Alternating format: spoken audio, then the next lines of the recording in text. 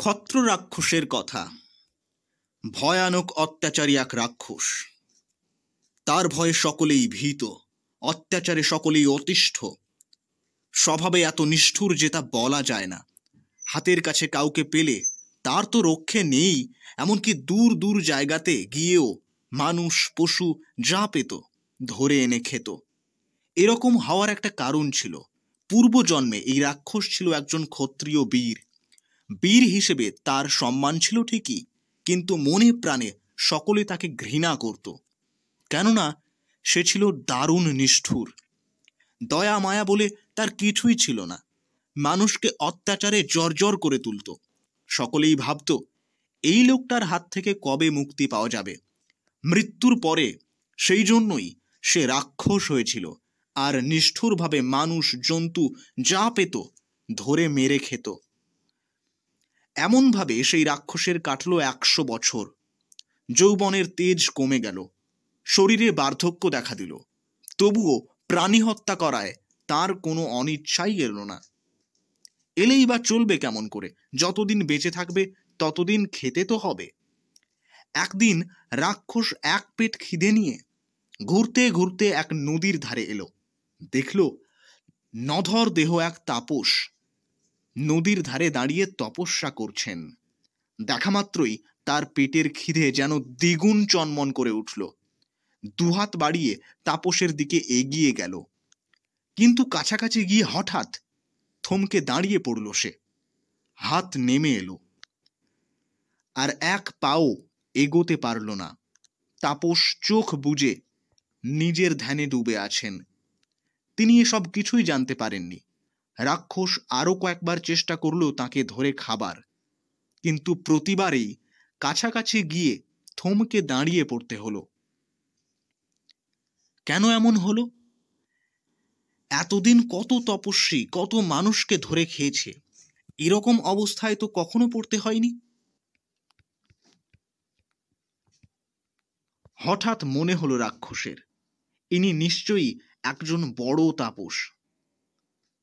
বেশ কিছুক্ষণ পর তাপসের ধ্যান ভাঙল। চোখ খুলেই সামনে রাক্ষসকে দেখলেন দাঁড়িয়ে থাকতে। দেখে মনে মনে একটু হাসলেন তাপস। তারপর জিজ্ঞেস করলেন, কি ব্যাপার, তুমি এখানে এমন সুবোধ বালকের মতো দাঁড়িয়ে কেন? রাক্ষস বলল, সুবোধ তো আমি ছিলুম না, আপনার কাছে এসেই তো দেখছি আমার এই অবস্থা হয়ে গেল। সেই সঙ্গে আমার মনে অনুতাপও জাগছে। তাপস বললেন, তাই নাকি? হ্যাঁ তাপস, ঠিক তাই, বলল রাক্ষস। জানি না কোন শক্তির জোরে আপনি আমার হাত থেকে এমন ভাবে রেহাই পেলেন, আর আমার মনকেও টলিয়ে দিলেন। আমি মহাপাপী, দয়া করে আমায় উদ্ধার করুন। আমাকে বলুন, কার শরণাপন্ন হলে আমি মুক্তি পাব? তাপস বললেন, দেখো রাক্ষস, ওসব গোপন কথা আমি তোমাকে বলতে পারবো না। তুমি কোনো শাস্ত্রজ্ঞ ব্রাহ্মণের কাছে যাও, তিনি হয়তো তোমাকে ইচ্ছে করলে বলতে পারেন। এই বলে তাপস চলে গেলেন। এদিকে রাক্ষসের মনে তোলপাড় শুরু হলো। অতখানি যে নির্দয় আর নিষ্ঠুর ছিল, সেই মনোভাবই তার আর রইল না। খিদে পেট কাঁদলেও আর ইচ্ছে যায় না শিকার ধরে খাবার। না খেলে চলবে না, তাই দিনের শেষে যে কোনো জন্তু জানোয়ার হাতের কাছে পেত সে, ছোটই হোক আর বড়ই হোক, মেরে খেয়ে খিদে মেটাতো। আর খুঁজে বেড়াতো যদি কোনো ব্রাহ্মণের দেখা মেলে। এভাবে কেটে গেল রাক্ষসের আরো কয়েক বছর। ঘুরে বেড়ায় এখানে সেখানে, কিন্তু দেখা আর মেলে না, আশাও মেটে না। একদিন সন্ধেবেলা শিকার ধরে খিদে মেটাবার সময় শিকার খুঁজে চলেছে। হঠাৎ দেখলো এক ব্রহ্মচারীকে, ফল হাতে চলেছে। দৌড়ে গিয়ে তাকে জাপটে ধরল রাক্ষস।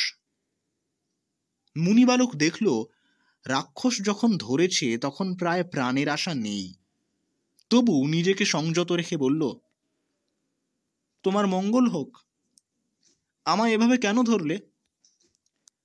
রাক্ষস বলল, কেন ধরলুম বুঝতে পারলে না? আমার খুব খিদে পেয়েছে, তোমায় খেয়ে আমার খিদে মেটাবো, তাই ধরেছি। মুনিবালক বলল, বেশ, খেও। তার আগে আমাকে একবার ছেড়ে দাও। আমার গুরুদেবের জন্য আমি ফল জোগাড় করে নিয়ে যাচ্ছিলাম।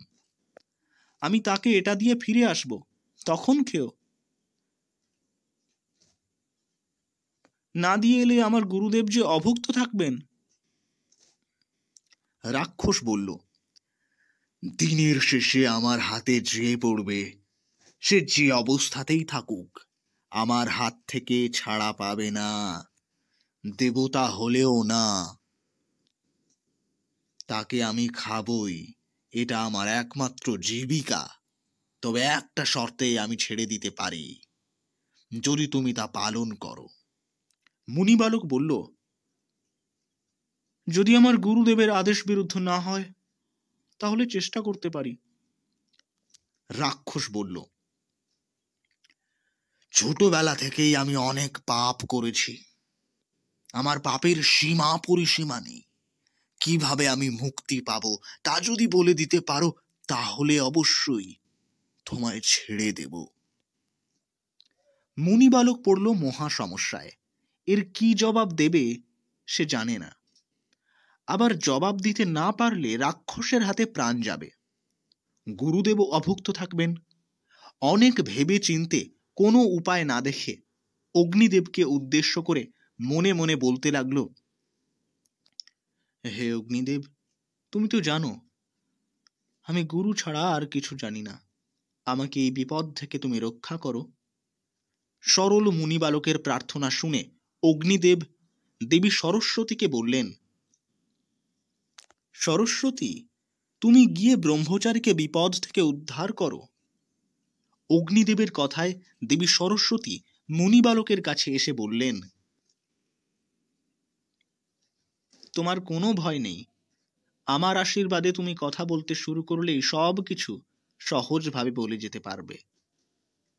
তুমি ওকে বিষ্ণুর স্তব শুনিয়ে দাও। নির্ভাবনায় মুনিবালক এবার বিষ্ণুর স্তব বলতে শুরু করে দিল। মিষ্টি সুরে আদিদেব বিষ্ণুর অসীম শক্তির কথা ঝরঝর করে বলে দিয়ে রাক্ষসকে বলল,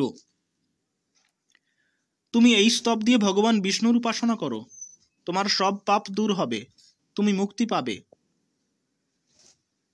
এতদিন ধরে রাক্ষস যা খুঁজছিল তা পেয়ে গেল। দেখে খিদেও ভুলে গেল, মুনিবালককে ছেড়ে দিল। তারপর থেকে নিজেকে সংযত রেখে দিন রাত শুধু সে তার স্তব করে গেল।